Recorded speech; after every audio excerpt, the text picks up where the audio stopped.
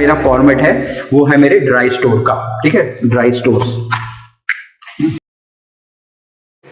तो अब ये हमारा यहाँ पे ड्राई स्टोर हमारा आ गया है, ठीक है। अब इसमें अगर आप देखोगे ना, अब ड्राई स्टोर का मतलब क्या है, बेसिकली हमारा ड्राई स्टोर का मतलब है हमारे जो भी रॉ मटेरियल हमारा बाहर से आ रहा है, जिसको कि हम लोग अपना परचून का सामान हम लोग बोलते हैं, है ना, परचून का सामान हम लोग बोलते हैं, हम लोग ग्रोसरीज बोलते हैं। तो ग्रोसरीज के अंदर हमारा क्या क्या आता है, हमारे सारे के सारे अनाज आते हैं हमारे, ठीक है, आटा, दाल, चावल, ठीक है, हमारे मसाले आते हैं, ठीक है, जो कि हमारे पैकेट्स में आते हैं। अब यहाँ पे कुछ आइटम हमारे खुले में भी आते हैं। खुला इन द सेंस कि भाई हो सकता है कि हम लोग आटा पूरे बैग में नहीं ले रहे हूँ, खुला भी ले रहे हूँ, ठीक है। तो सारे के सारे आइटम हमारे इसमें आते हैं। अब जब भी हम लोग अपना जो ड्राई स्टोर रिसीव कर रहे हैं, ठीक है ना, आप लोग क्या करते होंगे, आप भी एक रिक्वेजिशन बनाते होंगे और आप भी अपने जो वेंडर है उनको दे देते होंगे कि भाई हमको ये सारा का सारा सामान हमको चाहिए, है ना। अब जब आप रिसीव कर रहे हैं तो कुछ चीजों का ध्यान रखना है और उसके बाद ये जो फॉर्मेट्स है उनको आपको भरना है ना। अभी जब भी आपका सामान आ रहा है, दो चीजों का सबसे पहले मेन ध्यान है, क्वालिटी और क्वांटिटी, ठीक है। क्वालिटी का मतलब है कि आपकी क्वालिटी अच्छी होनी चाहिए, ठीक है। अब क्या क्वालिटी होनी चाहिए हमें कैसे पता चलेगा, तो जो भी आप लोगों के शेफ है आप लोग डिसाइड करोगे कि भाई मुझे ये ब्रांड चाहिए, ठीक है, मुझे नमक टाटा का चाहिए, कैच का चाहिए, ठीक है, या मुझे कुछ और कंपनी का चाहिए, तो आप डिसाइड करोगे। ऐसा नहीं होना चाहिए कि जो भी वेंडर बोल रहा है आप उसको रख रहे हो, क्योंकि जितना भी प्रोडक्ट होगा हर किसी के प्राइस में डिफरेंस होगा ना, है ना। कोई नमक हो सकता है 20 रुपए किलो भी हो, कोई 15 भी हो, कोई 50 भी हो, ठीक है, अलग अलग प्रकार के नमक है। तो अगर आप इस पे भी कंट्रोल करोगे तो आपकी कॉस्टिंग में भी फर्क पड़ेगा, है ना, और ऑब्वियसली आप लोग इस चीज का ध्यान भी रखते होंगे, ठीक है। दूसरा क्वालिटी के अंदर क्या आता है, अगर मैं कुछ भी पैकेट्स ले रहा हूं तो पैकेट्स मेरे फटे नहीं होने चाहिए, है ना, पैकेट्स मेरे फटे नहीं होने चाहिए। फटा होगा तो क्या हो सकता है उसके अंदर कीड़े घुस गए होंगे, ठीक है, फिर वही बैक्टीरिया वही सारी चीज रहेंगी, ठीक है। इसके अलावा एक्सपायरी नहीं होना चाहिए, है ना। एक्सपायरी का मतलब क्या है कि जो उसमें डेट है, मतलब कि हर किसी की एक सेल्फ लाइफ है। सेल्फ लाइफ का मतलब है हर किसी की एक मतलब कि एक ना लाइफ स्पैन होता है, जैसे मुझे नहीं पता मैं कब तक जीऊंगा, ठीक है ना। वैसे ही दो प्रकार की चीजें, एक सजीव होती है, एक निर्जीव होती है। तो जो निर्जीव होती है एटलीस्ट उनका पता रहता है कब तक चलेगा, क्योंकि इंसान के द्वारा बनाई गई है। अभी हम कोई नमक का पैकेट ला रहे हैं तो नमक के पैकेट पे लिखा होता है कि भाई ये कब एक्सपायर होगा, 6 महीने के बाद, साल भर के बाद। तो आपको कोशिश करनी है कि आपको एक्सपायरी डेट से एटलीस्ट कम से कम 7-8 महीने का आपके पास टाइम है। ये नहीं कि भाई अगले महीने एक्सपायर हो रहा है और आप उसको अभी रिसीव करो, वो नहीं होना चाहिए। एटलीस्ट 6 महीने तो मिनिमम होने चाहिए, अगर उससे ज्यादा हो तो ज्यादा बेटर है, ठीक है ना। और ये आपको ये सिर्फ आपको बात अपने तक नहीं रखनी है, वेंडर को भी बता देनी है, ताकि उसको बोले भाई हमारी ये रिक्वायरमेंट है कि अगर आप कोई ऐसा आइटम ला रहे हो जिसकी ये एक्सपायरी अगले महीने, तो हम ऐसा नहीं लेंगे। एटलीस्ट वहां पे हमारे पास 6 महीने का टाइम पीरियड होना चाहिए। आप चाहे तो साल भर भी बोल सकते हैं, ठीक है ना, क्योंकि बोलो सर हम इतना एक बार बल्क में ले लेते हैं कि हमको वो अगले 6 महीने तक यूज करना है। तो ये हो गया।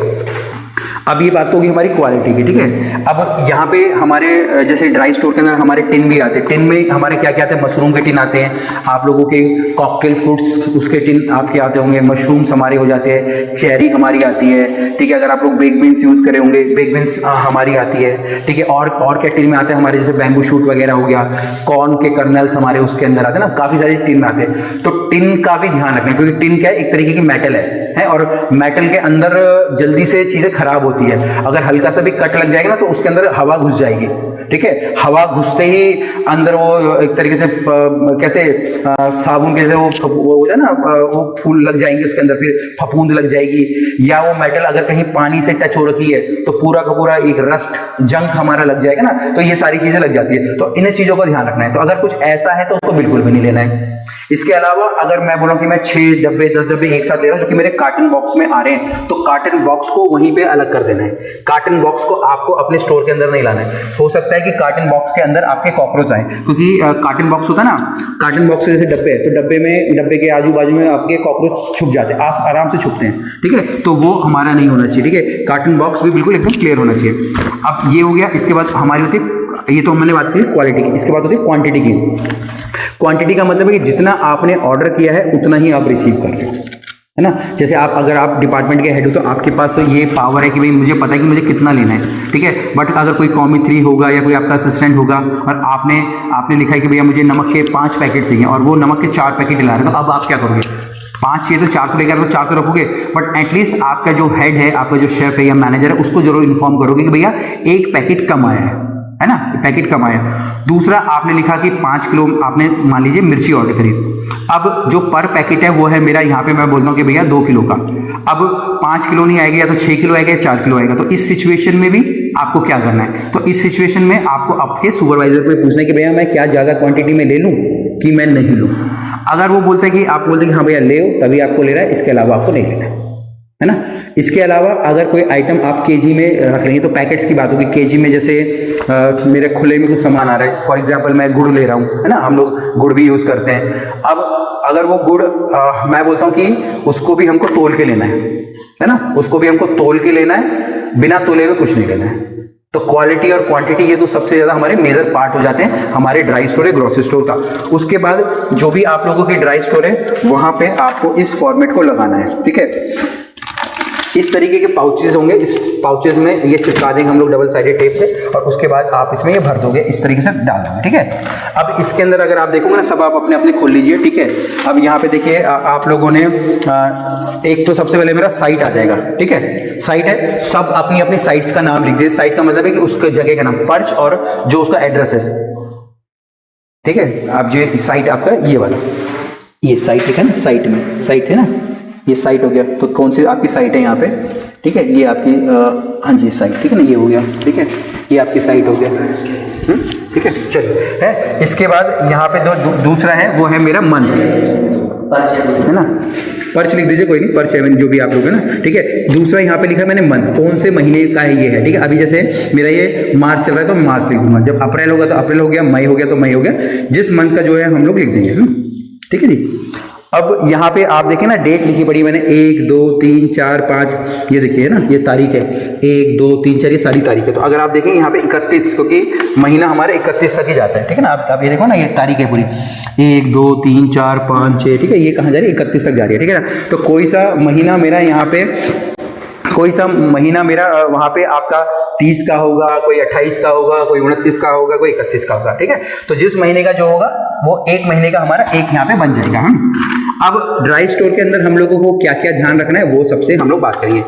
All signage are clean. Signage का मतलब क्या होता है, जैसे आप लोगों ने भी अपने वहां पे जो साइनेजेस लगाए होंगे कि भाई यहाँ पे मेरे को ये आइटम रखना है, ठीक है, यहाँ पे मेरे एक्सपायरी आइटम पड़े हुए हैं, यहाँ पे मेरे एक्सपेंसिव आइटम पड़े हुए हैं, ठीक है, ठीक है, ये आइटम्स को मुझे पहले इस्तेमाल करना है, ठीक है, या ये मेरा जो मसाले का सेक्शन है, ठीक है, या कोई स्पेसिफिक आप लोगों ने कुछ भी बना रखा होगा, ठीक है, तो वो साइनेज हमेशा क्लीन होने चाहिए, ठीक है। दूसरा यहाँ पे all the racks and pallets, ठीक है, वो भी हमारे क्लीन होने चाहिए। तो जो जो चीजें होंगी ना उस पर राइट मारते जाएंगे। आज अभी जस्ट आप इसको ना एक बार जस्ट गो थ्रू कर लीजिए। कल जो शेफ होंगे ना, शेफ प्रॉपरली 2 साइड पे तो मैं रहूंगा, 3 साइड पे शेफ रहेंगे ना, तो वो प्रॉपरली वहां पे आप लोगों के सामने वो बता के वो चीजें कर देंगे, ठीक है ना। अब जैसे मैंने दूसरा क्लीनिंग ऑफ रैक्स, रैक्स का मतलब क्या हो गया, हिंदी में बोले तो पटरे हो गए, या रैक जिसके अंदर हम लोग सामान रखते हैं ना, जैसे अभी अलमारी जैसी होती है पूरा, तो वो रैक्स हो गया, ठीक है। एंड पैलेट्स का मतलब क्या हो गया, पैलेट्स बोले तो पटरा हो गया, एक बड़े जिसके ऊपर हम लोग अपना सामान रखते हैं, भारी जैसे होता है ना, हमने बोरी रखी पड़ी है तो बोरी डायरेक्ट हम लोग नीचे नहीं रख सकते, तो बोरी हम किसी एक चीज के ऊपर रखेंगे जिसके नीचे कितना, जो मैंने कल बताया 6 इंच का गैप होना चाहिए, 6 इंच का गैप होना चाहिए, तो उसके ऊपर, तो ये भी हमको रेगुलर हमको साफ करनी है। रैक्स को भी साफ रखना है हम लोगों को, पैलेट्स को भी हम लोगों को साफ रखना है। अब जैसे बोलता हूँ मैं 1 तारीख पे, तो 1 तारीख को मैं क्या करूंगा, सारे साइनेजेस लिखे हैं उन पे मैं कपड़ा मार दूंगा, तो मैं वहां पे जो उसके आगे टिक मार दूंगा, राइट, कि भाई मैंने वो काम कर दिया है। दूसरा था मेरा रैक्स एंड पैलेट्स, तो मैं वहां पे भी टिक मार दूंगा कि भाई मैंने अपने जो रैक्स है, पैलेट्स है, उनको क्लीन कर दिया, ठीक है सर।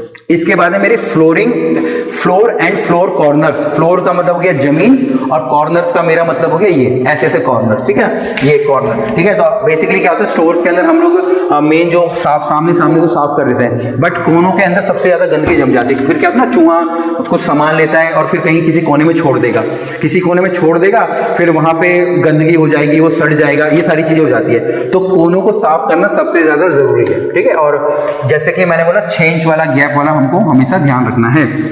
इसके बाद यहाँ पे है हमारी सीलिंग क्लीन। अब सीलिंग का मतलब क्या हो गया, हमारी छत, तो जो भी हमारी छत है हमारे ड्राई स्टोर की, उसको हमको क्लीन करना है, ठीक है। तो उसको भी क्लीन करने के लिए बेसिकली मॉब आते हैं, मॉब के ऊपर अगर सामने आप पोंछा भी लगा दोगे आराम से क्लीन हो जाता है। और अगर आप रेगुलर रोज कर रहे हो तो बहुत ही आसानी से आपको 10 मिनट भी नहीं लगने वाले, ठीक है ना। वैसे भी जो आप लोगों के हमारे जो स्टोर्स हैं यहाँ पे कोई ऐसे ज़्यादा बड़े तो है नहीं, ठीक है। तो ये हमारा हो गया नेक्स्ट, ठीक है। इसके बाद है door and door handles are clean. Door का मतलब हो गया दरवाजा और हैंडल का मतलब हो गया हमारा ये दरवाजा, ठीक है ना। अब इसको क्लीन क्यों करना है, ठीक है। जैसे कल मैंने बताया कि भाई जो हम लोग कल फूड सेफ्टी की बात कर रहे थे, तो उसमें ये था कि भाई अगर आप बाहर से आ रहे हो तो बैक्टीरिया आपके हाथों पे होंगे या आपके कपड़ों पे होंगे। अब उसी बैक्टीरिया से अगर आप अपना दरवाजा खोल रहे हो, ठीक है, अब आपने बैक्टीरिया यहाँ भी छोड़ दिए, फिर आप जब अपने स्टोर के अंदर गए आपने जहाँ जहाँ टच करा सब जगह बैक्टीरिया आ गए, ठीक है ना। उसके बाद कोई दूसरे शेफ गए, उन्होंने दरवाजे पे हाथ लगाया तो वहां बैक्टीरिया आ गए, फिर वो अंदर आए उन्होंने सामान पे हाथ लगाया तो वहां बैक्टीरिया आ गए। तो अब क्या हो गया, चारों तरफ बैक्टीरिया ही हो गए, ठीक है। तो अगर दरवाजा क्लीन होता रहेगा, और क्लीन का मैंने तरीके बताए, वॉश रिंस सैनिटाइज, ठीक है। तो वही अगर सैनिटाइज हम लोग बार बार दरवाजे को कर रहे हैं, वाइप कर रहे हैं, ठीक है। आपने देखा होगा ना कोरोना के टाइम पे लोग कैसे सरफेस से फटाफट क्लीन करते थे, तो सेम वही है। तो दरवाजे को भी हमको क्लीन हमको रखना है।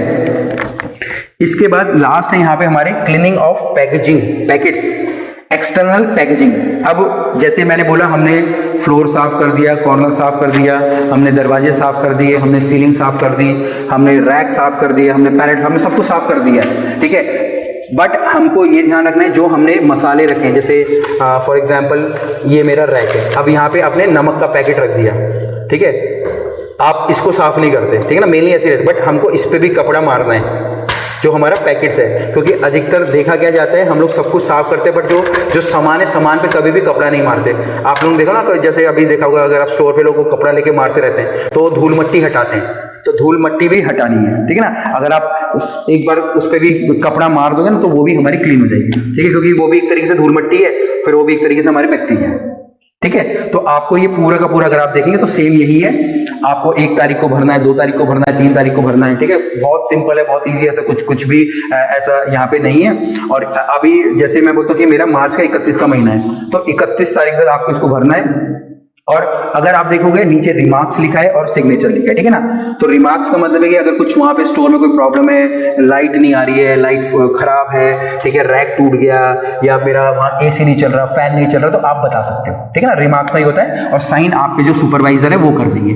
अगर आपके डिपार्टमेंट में 4 लोग हैं तो जो ड्यूटी पे होगा सुबह वो उन सब पे टिक मारेगा, और उसका जो सुपरवाइजर है उसको वेरीफाई करेगा कि हाँ ये सारी की सारी चीजें हुई है, ठीक है ना। तो इन चीज का आपको ध्यान रखना है। सबसे लास्ट में अगर आप देखोगे इसमें monitor and document name and store keeper, तो अगर आपके वहां पे स्टोर कीपर है तो वो करेगा, अपना नाम लिखेगा, या फिर जो आपके मैनेजर होंगे वो लिखेंगे। और फिर यहाँ पे ये क्या होगा, एक तरीके से अगर नीचे भी अगर आप सबसे देखोगे ना, ऑल्सो चेक फॉर, ये देखो ये नीचे, also check for the data date tagging on the packets and the FIFO system during the cleaning session. अब जब हम लोग सफाई कर रहे हैं, क्लीन कर रहे हैं, जैसे कि कल हम लोगों ने अपना जो फीफो और लीफो पढ़ा था, ठीक है ना, फर्स्ट इन फर्स्ट आउट और लास्ट इन लास्ट आउट, तो वो भी हम लोगों को ध्यान रखना है। ऐसा नहीं होना चाहिए कि भाई हम सफाई तो कर रहे हैं बट जो पुराना सामान है वो दबा पड़ा है, नया सामान हम लोग यूज कर रहे हैं, ठीक है। तो उन सब चीजों का हमको ध्यान रखना है। और जब 1 महीना आपका हो जाएगा तो जो आपके स्टोर के इंचार्ज हैं और जो साइट के इंचार्ज उसको साइन करेंगे, और ये पूरा का पूरा आप अपने जो मैनेजर को सबमिट कर दोगे। तो एक ये डॉक्यूमेंट है, ऐसे आपके ढेर सारे डॉक्यूमेंट है जो आप लोगों को एक एक करके बताने वाला हूँ। तो आप उनको मंथली एक पूरा का पूरा रेडी करोगे, एक पूरी फाइल बनाओगे और उनको सबमिट कर दोगे सारे। ये पूरे महीने में हमने ये जो हमारी पूरी SOPs हैं, हमारे जो फॉर्मेट्स हैं, उनको हमने फॉलो किया है, ठीक है। बहुत ही सिंपल है, ईजी है, बट इन चीज़ों को मेंटेन करना है। कुछ क्वेश्चंस बताइए, चलिए, थैंक यू वेरी मच।